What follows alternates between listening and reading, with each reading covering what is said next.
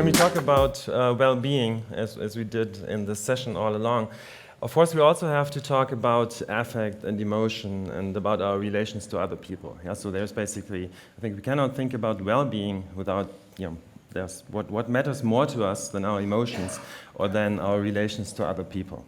And I think we've seen plenty of examples here at this terrific meeting. Yeah, it's all about interaction. It's all about experiencing great things together. And there's one example. So I had to, you see this? Emotional response is very, very powerful. And this is actually, as you will see, we'll come back to this, that also emotion and social information have a super powerful role on our decision making. And something we have to think about. And this is really what I have tried to do over the last couple of years. And this is how I was really drawn into this. So Antonio Damasio wrote a great book, Descartes' Error, where he basically argued that the dualist separation that Descartes was a proponent of between mind and body, between reason and emotion, is all wrong. And in that book, which I read maybe around the year 2000, he argued based on neurological cases. And in the middle of this image, you can see one of the most famous cases in neuroscience, probably.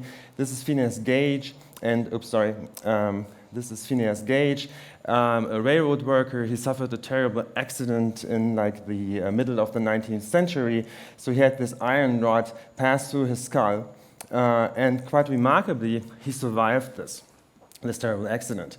But what happened afterwards is that he completely changed as a person. So he lost his job, he lost his wife, and he lost a lot of money. So, very briefly summarized, you could argue he ended up making a lot of bad choices, yeah? Really, a lot of bad decisions that severely affected his own life, but also many other lives. And the crucial point for us as neuroscientists that we took from this is that this is probably the first hint that this part of the brain here, the what we call the medial prefrontal cortex, the part of your brain right above your eye sockets, has something to do with how we value things. Yeah, there has to be a relation between how we value things and how we factor this into our decisions. And as I said, Damasio argued based on neurological cases, and this is because for a long time, all we knew about what's going on in the brain was actually limited to knowledge from people with brain injuries, yeah, for one reason or another, war injuries or strokes, you name it. And this has changed like maybe 20 years ago with the advent of functional neuroimaging. And we actually have Richard here, like one of the pioneers who realized early on the potential of this. And we started to use this to investigate higher cognitive functions. And decision making, of course, is one of those. And when I read this and realized the beautiful work that came out of London and other labs on functional neuroimaging, I wanted to investigate what's going on in our own brains when we make decisions, and the mission of what we do is to try and decompose the neural elements of choice. And with the idea that this would then help us to address some of the things that we talk about here at this meeting, the global challenges. And just to guide you through this, the argument is that a lot of the global challenges, like, let's say, insufficient retirement saving, like the obesity epidemic, like climate change, are related to how we value things. Yeah? So this is the example of spend too much now and then have insufficient funds later because you're focused on the here and now rather than to think about what's going to happen 50 or 40 years from now. Same with obesity. Yeah? It's you're focused on the here and now. It's about eating, about indulging now, and not thinking about the health effects that happen much, much later. Similar for traffic and mobility. Yeah, we're trading off comfort or saving time spent in traffic with the negative effects on climate change much, much later. And I would argue that a lot of this, of course, or what these phenomena show is the way we value information and the way we trade off these different kinds of information, and they also reveal, at least to some degree, how our brain does this. Okay, so, and now a new field has actually emerged at this intersection of psychology, neuroscience, and economics to look at into these neuromechanisms underlying our choices. And now this has probably been going on for like 15 years or so. And we actually now have a very good understanding, or a much better understanding than before, of how we value things. Yeah? So it's pretty easy for basic stuff like food and sex. It's these parts of your brain, the activity in these parts of your brain scales with how much you value something. So it's even we can even decode from let's say we show you images of this. We can decode in your brain how much you value this. And this is also true for more abstract things like money. And probably more surprisingly, this is a fairly recent discovery, this also works for social information, social value. Yeah? So it ties right back with what Olinga talked about, that social valuation is like the new currency, and we seem to see some evidence for this. We would even go, so we actually see that the responses to social valuation in your brain are among the strongest that we can see. Yeah? And we even think that this is at least part of the reason why people spend so much time on social media, like Twitter or LinkedIn or you name it. Yeah? So the idea is that your response to social information, social valuation, induces this urge to do this, and that this is like a great feedback cycle. And we now wanted to test this idea, this hypothesis, that the degree to which your or an individual's brain responds to this reputation information drives how much you use social media. So what we did is we showed people, we had people do a video interview of the kind that many of you had to do while you were here. And then we put them into the scanner and told them that other people had watched this video about them saying something and make statements. Yeah? So it would be like, okay, we showed your video to Henry and Camilla, and after seeing this video, Camilla thinks you're smart, 8 out of 10. Yeah? Henry thinks you're honest, 6 out of 10. And then you see this information in relation to other people. Yeah? So maybe they have also interviewed Idan, and then you hear that Camilla thinks Idan is creative, 11 out of 10, and then we see what happens in your brain when you do this. And the really quite surprising result is that we actually found a relation between these brain responses to that kind of reputation information and your Twitter use. Yeah? So it's highly correlated. As Idan pointed out, of course, with our methods, we're talking about correlations, not yet causation. But it's at least something. We're not here to just think about the science to come, 2030, but of course we're also here to celebrate 10 years of frontiers. And therefore I wanted to tell you a different aspect of the story. So this is, I'd like to introduce to you to Dr. Dharmeshi, then postdoc in my lab, and he's the first author of that study on reputation and the brain and Facebook use. So you can see his expression maybe, it's somewhat optimistic, but also somewhat anxious of the things that are going to come. I suggested to him, this is such a cool finding, we've got to bring it out fast. Let's submit this to Frontiers straight away. And Dar, being anxious about his career, thought, no, that's probably not such a great idea. Let's try the other beautiful journals with much better reputation at that point first. So we actually contributed our share to the submission review cycle. So we contributed to these 300 million years that Camilla talked about. Maybe we spent like 1.5 years on that. And after that, after getting reviews that weren't really changing any message, anything of the paper, Dar agreed, and we submitted this to Frontiers.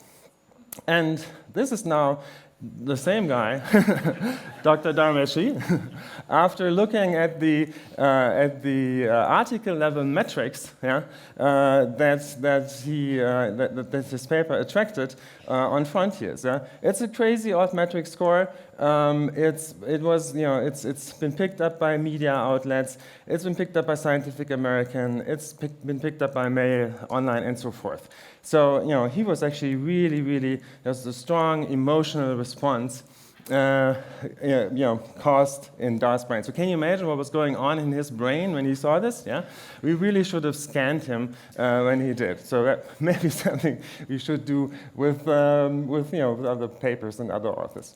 Okay, but there's even more to this. So Dar was so excited about frontiers after this, and this was at around the time that Bob Knight had the fantastic idea to go out and found Frontiers for Young Minds. And so Dar, with this now positive emotion, social motivation to also give back, then wrote this up for Young Minds and published it there. So great example of how emotions drive our choices and our actions. And that actually brings me back to this whole topic of how emotions are integral to the way we make decisions. And I mentioned the global challenges. And if we now think about other areas where emotion might play a great role, you can think about food choice. Yeah. So probably, at least I have my fair share of experiences, of being, exhausted, maybe a little bit sad about the review and submission cycle, sitting on my sofa, watching Netflix, eating ice cream, and indulging. So there are other ways of showing this, of course, that negative emotions change your motivations, change your state, like Idan talked about. And you're much more focused on closer goals, things that are close in time. So you have a tendency to indulge with different foods. So that brought us to the idea of, well, maybe can we not change people's emotions? Can we not try and put people in a different emotional state and thereby affect the meal choice that they're going to make? Yeah? And so we thought about having them regulate their emotions. That's actually a fairly common thing to do. Yeah, if you talk to people who do like psychotherapy research, that's what you do. So you have people talk about your emotions and try to regulate your emotions, maybe down-regulate them. So the way we would do this in the lab is that we would show you images or also movies of more or less emotional or fearful content. And we then asked you to distance yourself from that, for example. So what we did, we went out here in the Alps and hooked up with a bunch of base jumpers. Yeah? So people who jump down some of these mountains with nothing but a backpack with a parachute. And they first jump off, they fly, and then at some point they open their parachute. And more often than not, it actually works, but very rarely, unfortunately, it doesn't. Anyway, so we got movies from these guys and used those as material for studies. And I'm gonna play one of them on you, and I'm gonna ask you to distance yourself from this content by basically saying, okay, nothing's gonna happen. This is just a movie. I'm safe. Okay? Let's see how that works for you.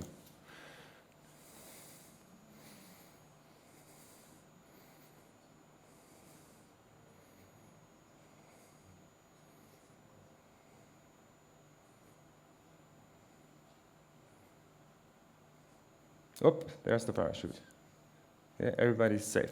Okay, so now we would do that in the lab and then ask people, would you now rather have a donut or eat an apple? Yeah? That's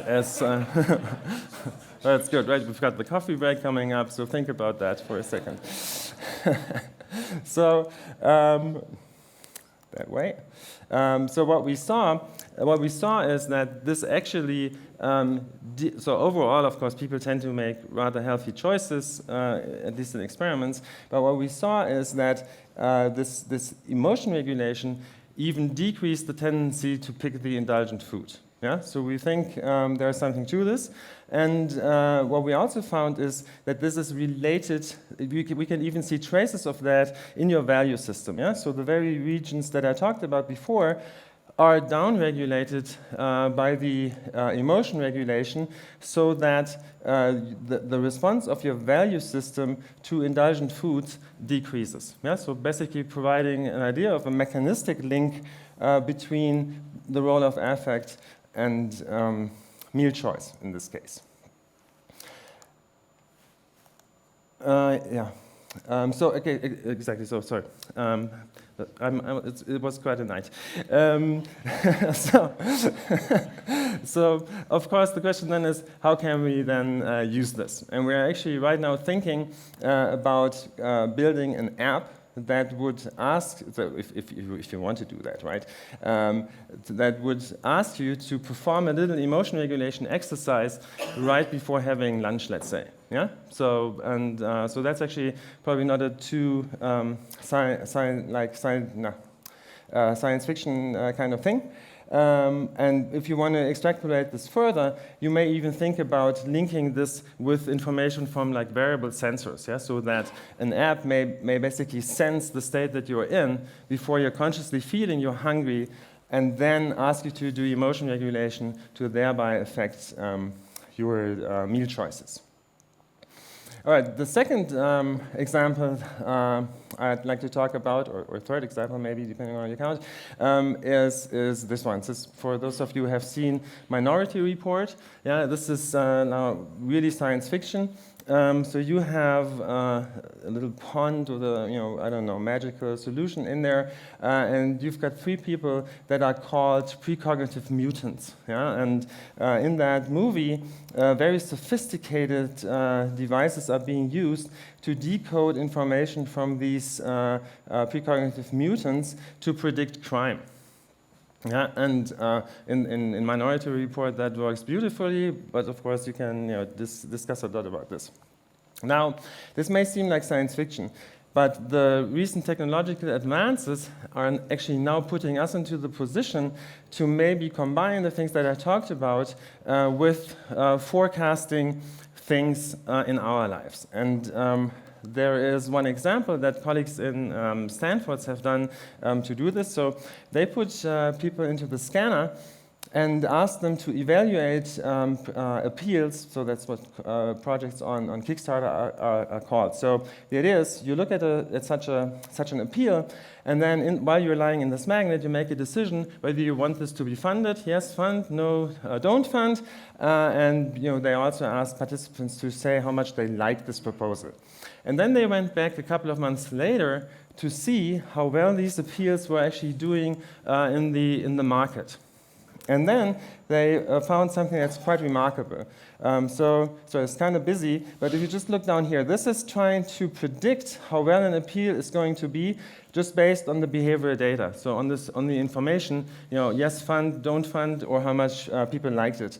And what you see is you're basically at chance level, right? So maybe a little bit over, but it's basically not working. And that's exactly what happens. You can talk to marketing people. That's why focus groups basically don't really work. Yeah. So it's exactly that. What people tell you, when they have to think about this, they know what you're after. Then you can basically not use that information to predict anything in terms of market behavior. That changes dramatically if you now take the information from those 30 brains and try to predict market success of these projects. So there, these colleagues in Stanford reached close to 70% accuracy. Yeah? That's huge if you think about this. Yeah? It's just 30 brains scanning their responses and predicting market success of something like a Kickstarter appeal. Yeah, of course, we have to see how well that works in other areas, but at least it holds great promise, and maybe we can also tie this back to the global challenges. So where is all this going? Of course, as Olinga said, you can basically not seriously predict what we're going to see in 2030, but at least we see things, where things are headed. One thing, of course, one mission that we have is, to figure out in much more detail the neural circuits, the neural elements, the mechanisms underlying decision-making behavior.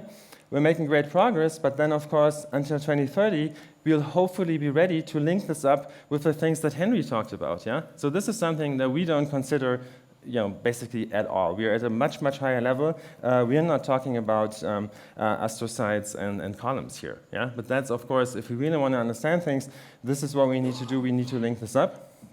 And the second one, I guess it's not a coincidence that you saw the same picture, or at least part of it, in Thomas's talk. So this is the whole idea that we're now moving towards a much better understanding of what happens in just one person. And so we're actually getting to the point where we can now scan an individual and use that information to also make decisions about treatment. So, for example, you may use this to decide whether a person suffering from depression should get behavioral therapy, or another person showing a different pattern of brain responses that they may need to get drugs to make progress.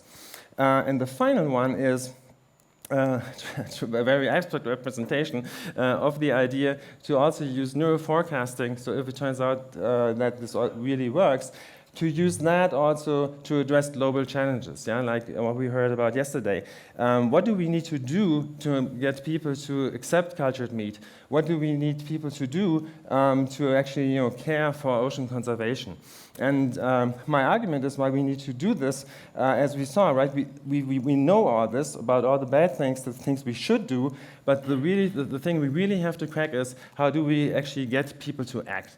And our proposal is that we need to figure this out, and then we may be able to help also addressing those global challenges. Thank you.